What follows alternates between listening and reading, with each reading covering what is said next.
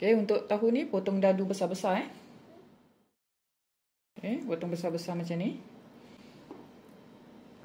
Ikan bilis ni Cik Okey akan tumbuk. Okey, bersama dengan bawang merah dan bawang putih. Kucai ni Cik Okey potong panjang-panjang macam ni. Okey, yang ni hiris. Okey, dah siap tumbuk. Okey, jom kita start masak.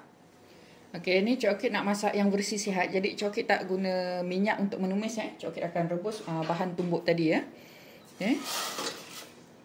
Okey, bahan tumbuk ni Cik Okey akan rebus sampai dia mendidih dan masak Kita nak hilangkan bau maung bawang.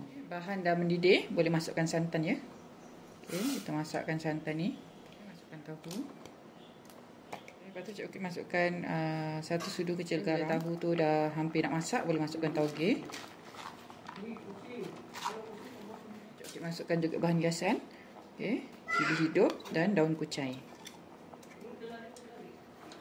Okey, kita masak sekejap lagi. Alhamdulillah, toge masak lemak putih dah pun siap. Selamat mencuba.